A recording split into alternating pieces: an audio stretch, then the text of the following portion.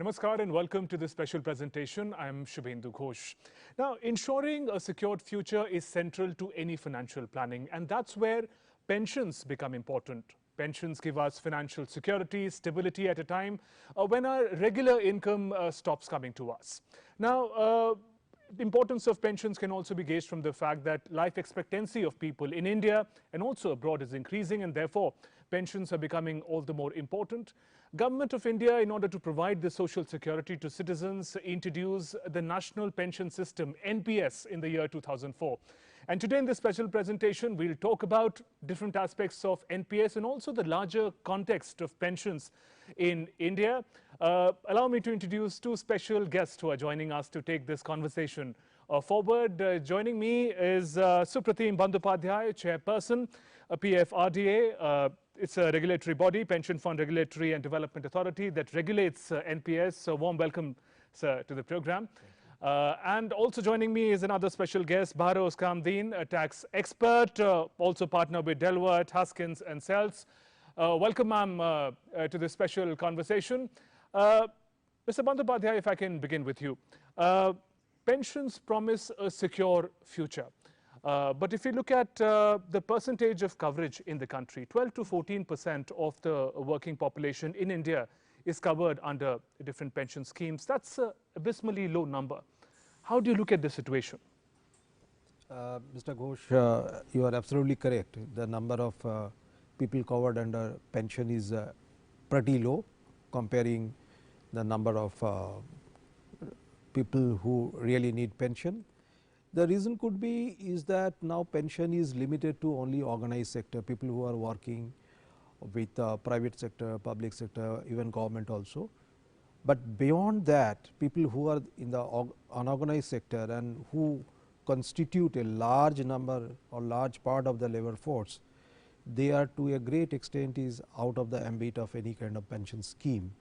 So, our target from PFRDA is to reach out to these people and try to give them the security of pension. Mr. Bandyopadhyay, also if we look at the manner in which NPS becomes very crucial in such a scenario, tell us about its coverage, the manner it seeks out, reaches out to both the organized and the unorganized sector.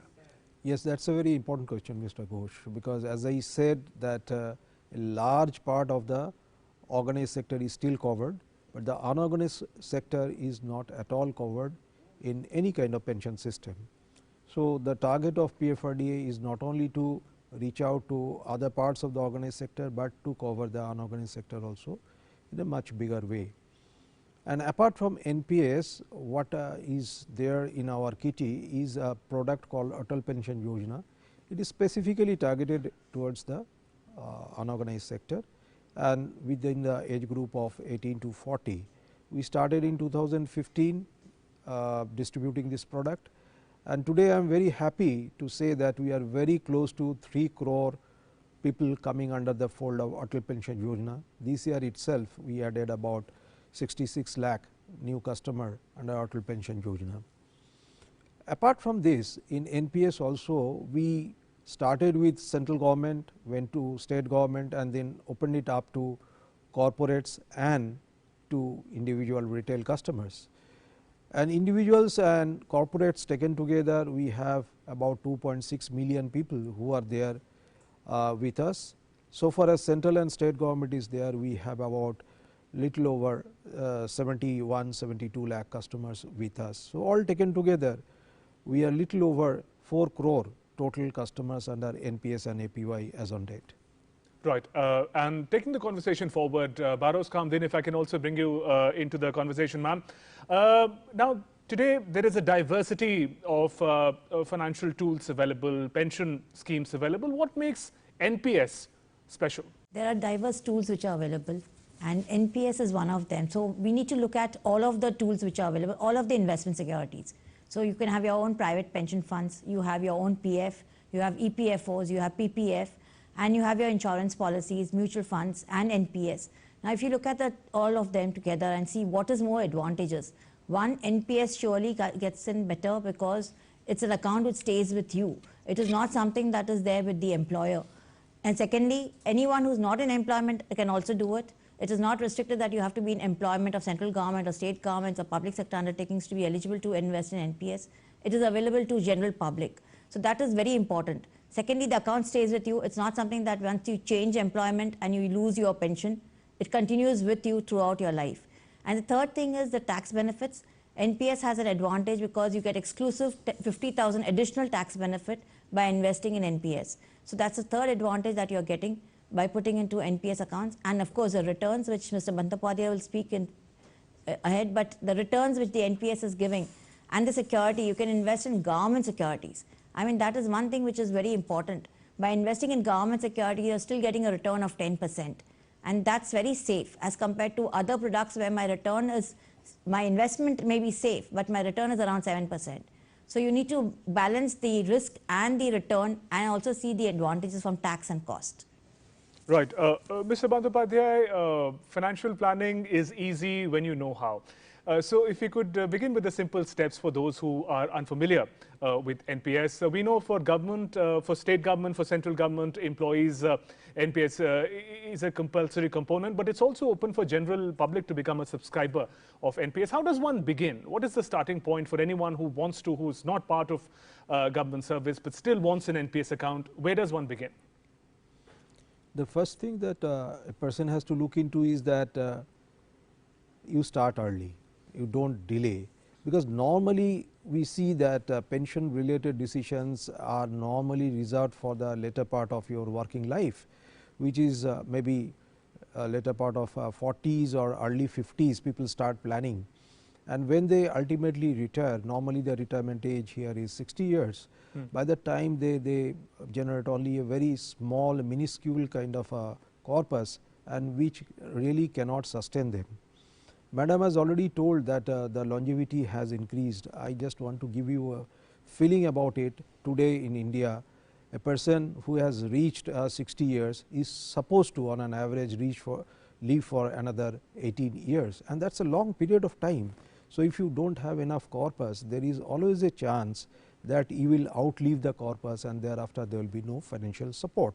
So first thing is to start early as possible, and there is a lot of flexibility in the system. It is not that you have lot of money at the beginning of your career, so you start in a small way. Say we have a provision that a person can contribute just about 1000 rupees a year and continue a account, and whenever you have extra cash flow, extra liquidity, you can put in more money, 50,000, 1 lakh, 1,50,000. There is absolutely no limit to what you can contribute in a particular year. Only thing is that whatever you contribute should be justified by your known sources of income. With that you can contribute anything, and you can build up your corpus, and if you start early you have enough time at your disposal to build up a new corpus. And thirdly, one more thing I want to say is that where to invest. See, one is that if you do not know where to invest, you can choose a life cycle fund. Life cycle fund adjusts your investment according to your age. There are different life cycle funds. You can start with a 50% life cycle fund, means up to the age of 35 the exposure to equity will be limited to 50%, and as the age goes up with each birthday, the equity exposure will come down and debt exposure will go up. So slowly as you are reaching say 50, 55, the equity exposure will come to just about 10%. So normally we feel that with higher age you have lesser risk appetite, so that will be done. Or if you are very sure about your destination, about your risk appetite, you can choose the assets as you want at the very beginning. Right. Baroz ma'am, one of the ways in which NPS becomes distinct is also the kind of exposure that it gives to financial markets, to equities. If you could help us understand that aspect, does it also bring in risk? What are the advantages?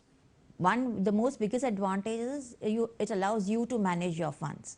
So it allows you to actually invest in depending on the asset allocation, whether you want to make it into equity or corporate bonds or debt securities or government securities. So it is giving you the decision making power as to where do you want to invest. And of course the risk is always there. So higher the risk, higher the returns is a norm known to everyone. But yes, you have to be very careful because this is your retirement planning. You do not want to put into a risky proposition and then not have a corpus at retirement. So you need to balance your risk and take care of your capital which you've invested in, the contribution that you've made, and then also earn reasonable returns. So you need to keep monitoring it. And those who don't want to monitor, or those who don't feel that they are financially savvy to really make investment decisions, they can of course use the life cycle funds which are already there, the pattern funds of NPS, or you can also invest only in government securities. So you need to take a decision, and the decision making is with you. So at least you are aware that where you're investing and how much you're investing in, and then spread across your asset allocation. But all that flexibility is there with NPS, which is not available in other funds. So at least you're there. There could be mutual funds who you've invested and not giving any returns at all. Here the flexibility lies with you as to where you want to invest, how much you want to earn, and whether you want to change that investment during the life cycle itself. You don't have to continue with it. You can change investment patterns during the year. You can change fund managers during the year. So in that manner, NPS is advantageous. Right, so the flexibility that it offers, that makes NPS quite distinct. We're heading for a short break here. Our conversation about national pension system will continue when we return.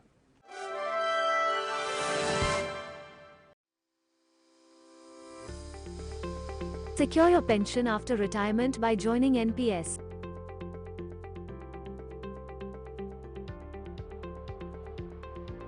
Any Indian citizen aged 18 to 65 years can enroll in NPS and receive pension benefits.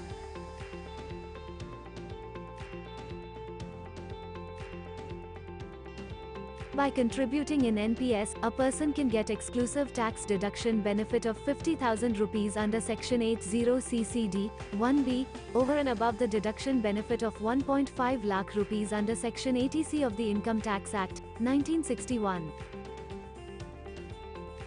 Register now by visiting your nearest bank branch or call at PFRDA call center number 1-800-110-708.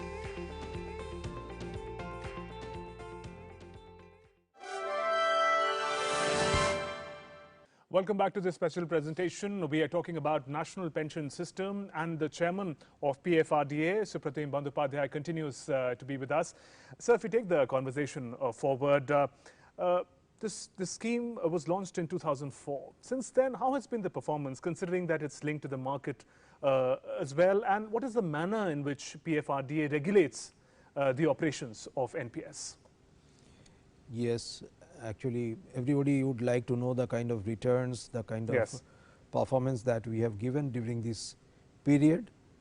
The scheme started in 2004, but the money started flowing in to the system sometime in 2008.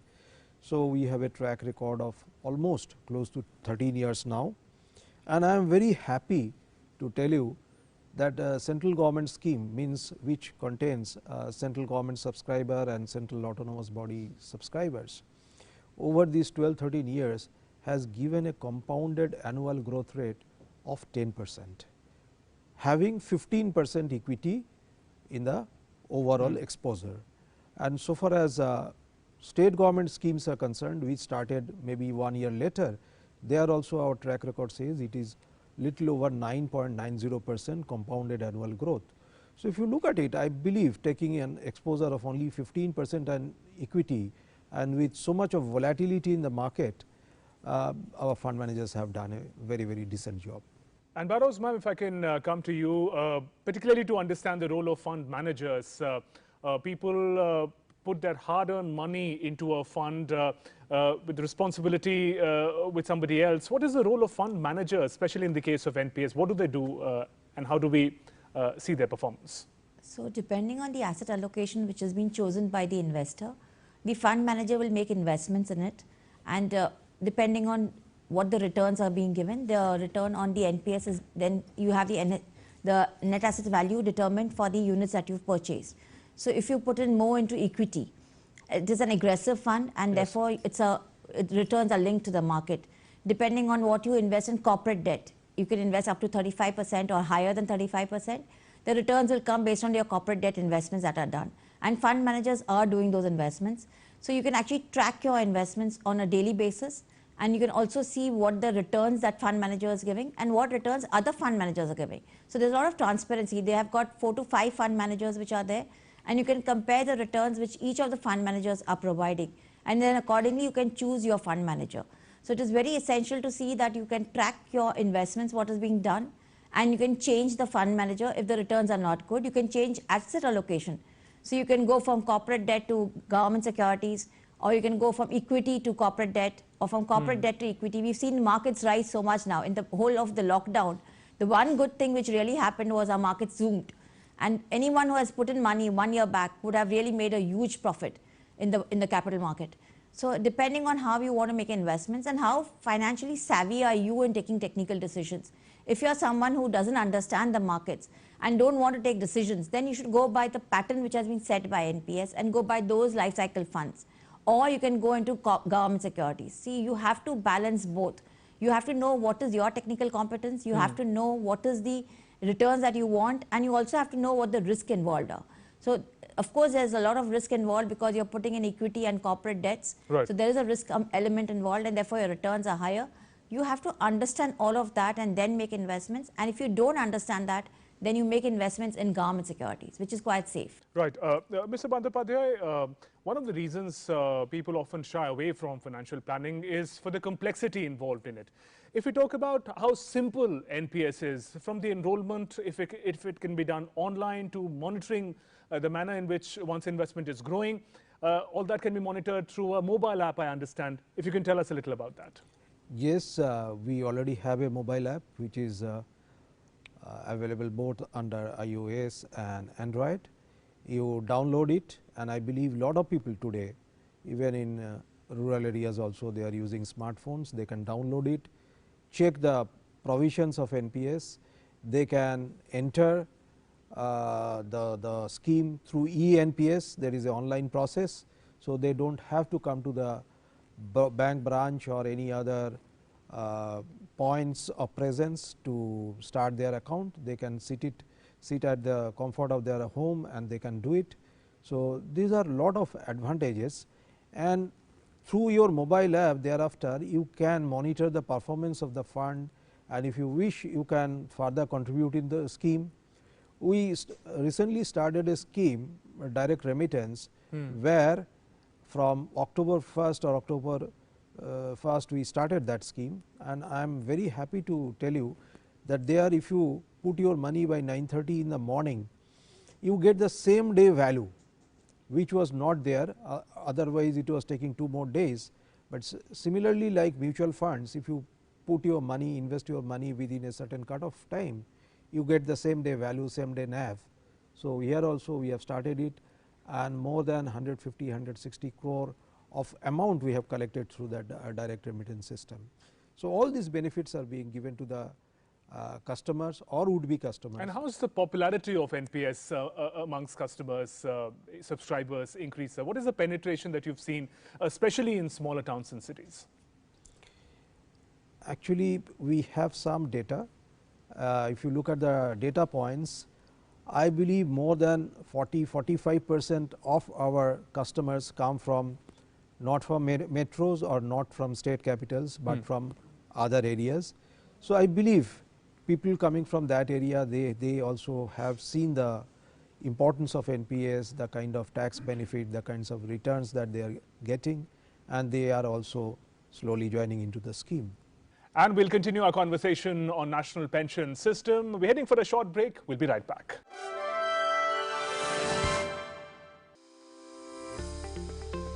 Secure your pension after retirement by joining NPS.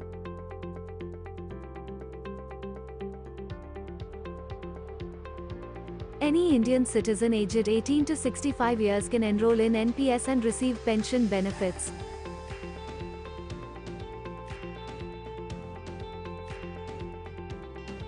By contributing in NPS, a person can get exclusive tax deduction benefit of 50,000 rupees under Section 80 CCD 1B, over and above the deduction benefit of 1.5 lakh rupees under Section 80C of the Income Tax Act, 1961.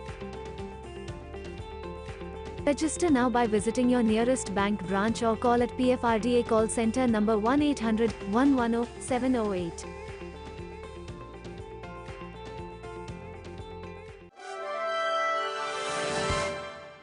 Welcome back to this special presentation. We are talking about national pension system, the different aspects of it.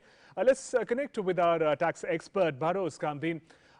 Ma'am, we're talking about a pension plan. A person perhaps who's 25, 30 years old is investing into a fund that he or she will be able to utilize when they retire, when they turn 60. How does one imagine how much money should one put in? Is there a formula to it? How do we imagine how much money we'll need when we retire and turn 60? So if you look at it, generally the rate of return, if you look at the rate of return is around 7%, 8%. And if you look at the GDP growth, so generally you look at the GDP growth of the country and you see the rate of return, you will have to multiply that and see how much your corpus will be there. So if you're going to earn, say, get a corpus of 1 crore of rupees at the end of, at the age of 60 years, 7% of that is something which you'll get as an annuity from that, or 6%.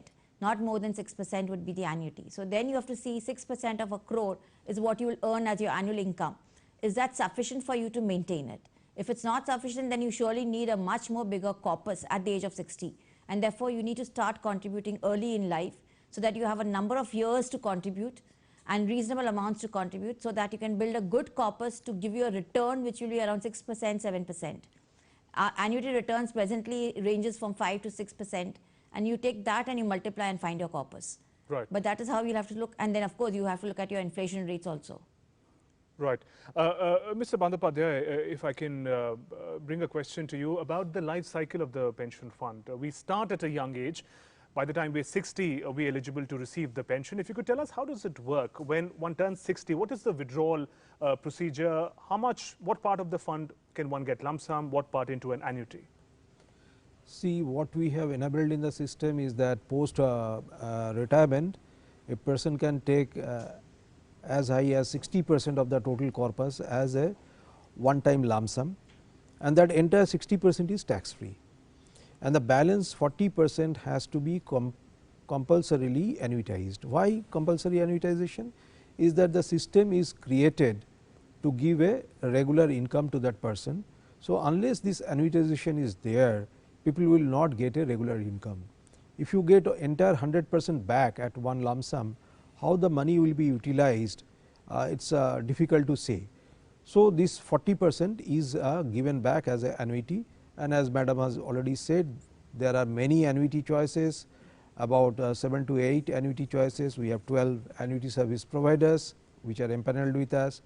So, one has to choose from those options that which annuity will really fit in to his or her need, and accordingly that 40% can be utilized. But here there is a small thing that I want to point out.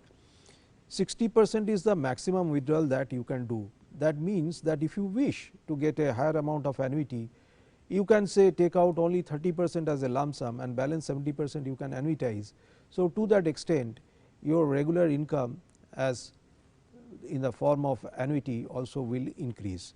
So, these choices are there in your hand, these flexibilities are there in your hand, and accordingly you can choose as to what should be done. The 60% withdrawal is also tax free, the 40% annuity also is tax free, but when the annuity returns come, these become taxable. So, that way if you take at it, look at it, it is a triple E kind of a scheme which is exempt, exempt, exempt, exempt at the point of contribution, exempt at the point of accumulation, and exempt at the point of withdrawal also. Right. And Bharos ma'am, if I can connect with you and talk about the question that we wanted to bring to you for some time about the tax saving advantage that NPS brings with it. If you could tell us about that. Yeah, so on tax saving, basically the employer's contribution which is done to NPS account, it is actually fully taxable under section 17, but you get a full deduction for that amount under 80 CCD 2. So, the entire employer's contribution, if it is within the threshold limit of say 10% for non-central government and 14% for central government, the entire amount what is contributed is deductible. So, you do not pay any tax on the employer's contribution. Employee's contribution, again you get a deduction for it under 80 CCD, and that is to the extent of, if you do not have anything under 80C, which is like PF and PPF and all that, if you do not have all of that, then you get up to 1,50,000. And additionally you get a 50,000 deduction exclusively for NPS. So, if you invest additional 50,000 under NPS account, you get a deduction for it, and if you are in the highest tax bracket, like we mentioned earlier, you get 34% tax immediate benefit, which you get 17,000 out of that 50,000 you save on tax, and 33,000 is actually your investment which is there. So your investment return should be counted on 33 and not on 50,000, if that you look at it. So you look at the tax advantages that you get by putting in NPS whenever you count your return on investments. The second thing which happens is that now government has come out with a scheme to say that you pay a lower rate of tax and you don't claim deductions. So you don't have to make investments, but you get taxed at a lower rate of tax and not the normal slab rates which are there. That we found that may not be very advantageous for the high slab rate bracket individuals. But if you're in the low slab rate brackets, then maybe you could go for a lower rate of tax without claiming deductions which are there. And like Mr. Bandyopadhyay mentioned, annuity what you receive is fully taxable. So whatever you pay for the purchase of the annuity, you don't get that as a deduction. You can get a return on your capital on annuity, but the annuity is fully taxable. When you do cash withdrawals, you can do withdrawals during the term itself. Partial withdrawals are allowed in NPS, subject to, of course, it being for particular purposes which are specified therein. Now, when you do a partial withdrawal, an employee gets a benefit to say that if the withdrawal is less than 25% of the contribution that is made by the employee, then it is not taxable. Now, this is only for an employee. It does not extend further to individuals. And NPS is an account where even individuals can contribute on their own. So that sort of a benefit should be extended even to individuals which are there. There was a change which was brought about by the Finance Act 2020 to say employers' contribution to PF, Provident Fund, NPS account and superannuation fund, if it exceeds more than 7,50,000 rupees, will become taxable. So we already had a case where we are saying employers' contribution is taxable as salary, and now they are saying that anything which exceeds 7,50,000 will become taxable as perquisite. The annual accretion on that amount, whatever annual accretion happens on that excess amount, will also be taxable. Right. And Mr. Bandyopadhyay, your final thoughts. You mentioned that starting early is the key as far as saving for pensions is concerned. For a lot of youngsters watching this program, what would you say if they're thinking about pension is too far away in time when we retire or turn 60? How significant is it to start now? Yeah, as I said, and I want to repeat also, start early, because normally we feel that our retirement is not going to come now, maybe it is 30, 35 years ahead, and we will start think about the pension at a later point. And as I said, normally we start pretty late in life, maybe early part of our 50s.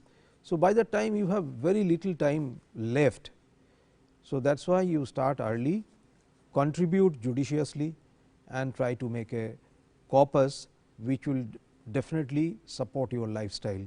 So all the best to all the youngsters, that they should start thinking about their pension right now and right today. Right. And Barrows ma'am, your final thoughts, why youngsters should think about their pension now? So if you look at global practices, I mean, if you look at the other countries, pension, if you look at UK and Australia, which is very well known for pension funds, their assets under management is around 123% of the GDP. You look at China and USA, their asset under management for pension is around 80 to 87%. And if you look at India, our asset under management as a percentage of GDP is around just 10%. So we really don't have funding for our retirement benefits. Today, if we don't fund for the retirement benefits and then we are going to live longer, I mean, it's going to become more difficult for people to really sustain post-retirement. Unless we really have so much of job opportunities, we increase our retirement age. Otherwise, it's going to be extremely difficult for people to sustain themselves when they retire. So it is very essential that youth should start doing it young and start early in life, because then when you keep invested for a longer period of time, the returns have always shown to be much better. Right. If you invest for 10 years as compared to a 30-year, you can look at equity market, you can look at mutual fund returns. Whoever has invested for a longer period has got better returns as compared to who just came in for a year, 2 years, 3 years, depending of course on the market how it is. But right. Therefore, it is essential that a youth has to start early in life, has to be invested for a longer period, has to build a sufficient good corpus, taking into account your standard of living. And then when you retire, you still have a good life. So I think you have to start early. Right there, let me thank you both then for joining us and telling us about the importance of NPS. Supratim Bandyopadhyay, sir, thank you very much. Also, Barrows Kamadin, thank you, ma'am, for joining us and expanding our horizon of understanding about NPS, National Pension System. Starting early is the key. Now is the time to prepare for your retirement and pensions. And with that, we conclude this special presentation. Namaskar.